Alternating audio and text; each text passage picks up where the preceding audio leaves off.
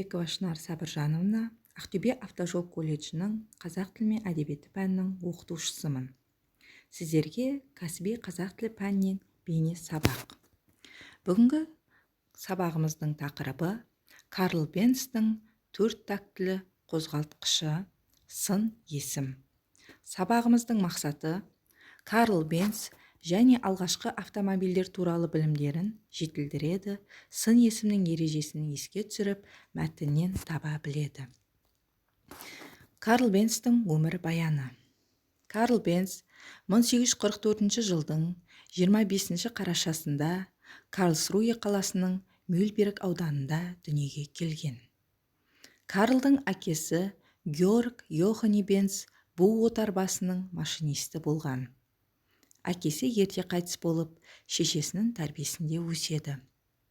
Карл 1860 жылы Карлсруе политехникалық институтына 15 жасында оқуға түседі. Карл онда механик-инженер мамандығымен оқиды. Оның ұстазы Фердинанд Реттенбахер қолынан іс келетін ісмер, әрі ұсталықты қолданбалы математикамен ұштастыруды алғаш бастаған механикалық инженерия негізін қалаушы болды. Карл 1872 жылы Берта Рингермен үйленеді. 1888 жылы Карлдың әйелі Берта күйеуінің жаңа ғана ойлап тапқан машинисімен алғаш жүріп саяхат жасайды. Осы саяхатынан соң Гросс-Херцог Бад әкімшілігі әлемдегі ең алғашқы жүргізуші куәлігін 1888 жылдың 1 тамызында Карл Бенцке табыстайды. Осылайша ол әйелі Берта екеуі автокөлік өндірісінің негізін қалаушыға айналады. Карл 1914 жылы Карлсруе техникалық университетінің құрметті докторы атанады. 1929 жылғы 4 сәуірде Карл Бенц 84 жасында асқынған ентікпе ауру салдарынан қайтыс болады.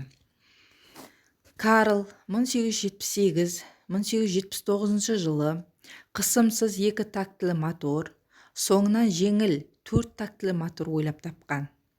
Бенц сонымен қатар автомобиль бөлшегі болатын дифференциал жетек, тұтатқыш, бұрушы арқалық, ременмен итеретін алымшы, карбюратор, су салқындатқыш және үдеткіш ауыстыратын механизм ойлап тапқан.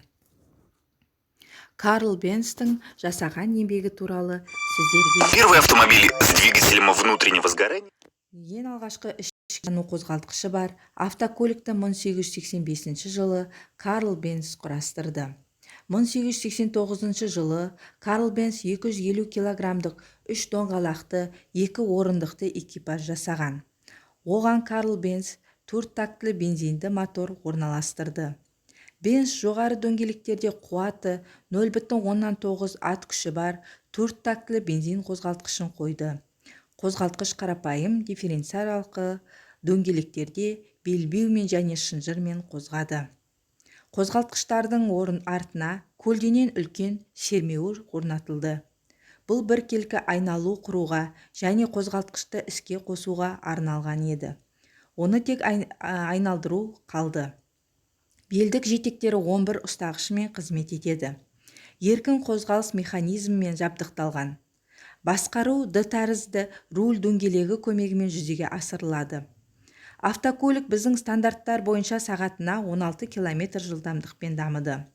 1885 жылы Карл өзінің 3 дөңгелекті өздігінен жүретін экипажды Мангейм-Бюргерде алғаш рет көрсетті. Алайда жаңалық қызығушылықты да, тітіркенуді де тудырмады. Бенц қаланы аралап өтпек болғанда, қозғалтқыштың шуы жергілікті атты адамды үркітіп жібереді. Ат бар тауарды жолшыбай шашып, жүк жолының бойымен жүгіріп өтеді.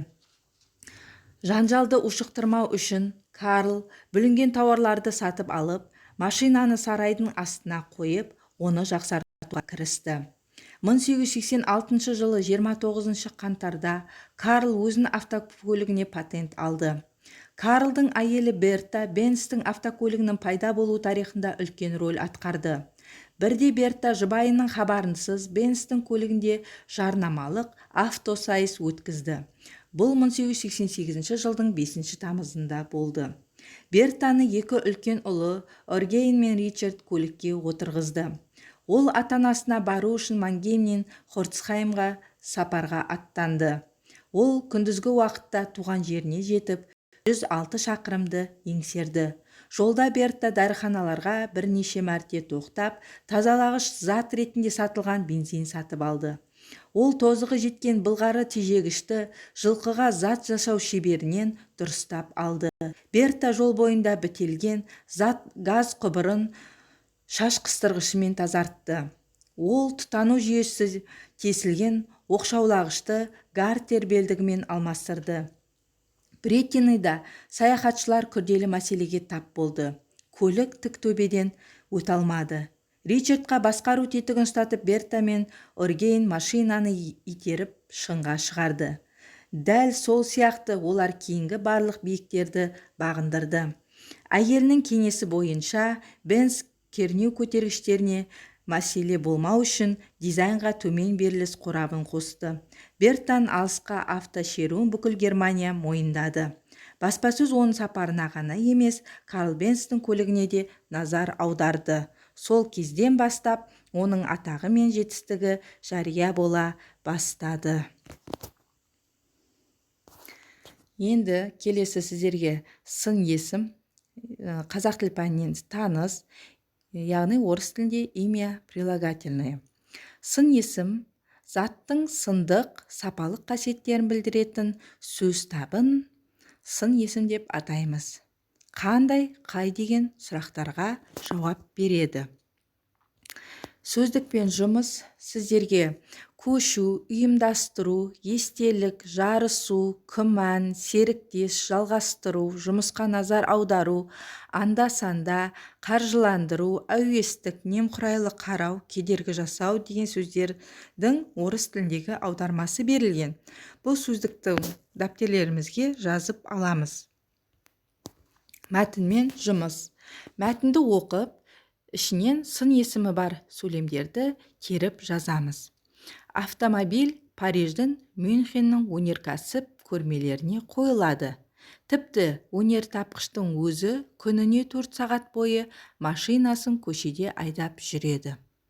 Бірақ бұл жаңалыққа жұрттың бәрі таңқалғанымен, тіпті көрмеде оған медальдар берілгенімен, машинаны ешкім сатып алмайды. Бенцтің өзінің айтуынша, одан алғашқы машинаны 1887 жылы Париждік Эмиль Роже сынап көру үшін сатып алады. Машина өзіне ұнаған соң, ол бірнешеуін бірақ сатып алады. Осылайша, Карл Бенцтің машинасын алдымен шетелде таралып, тек содан кейін ғана өз еліндегілер мойындай бастады.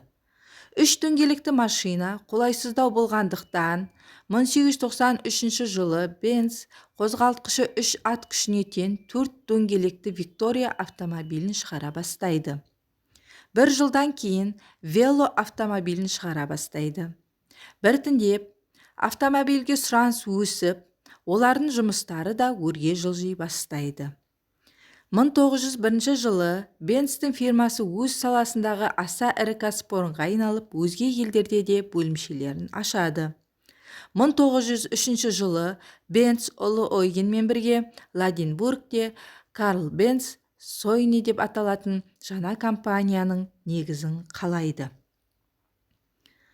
Келесі үй тапсырмасы сын есімнің ережесін жаттау, Карл Бенц туралы мәнжазба жазу.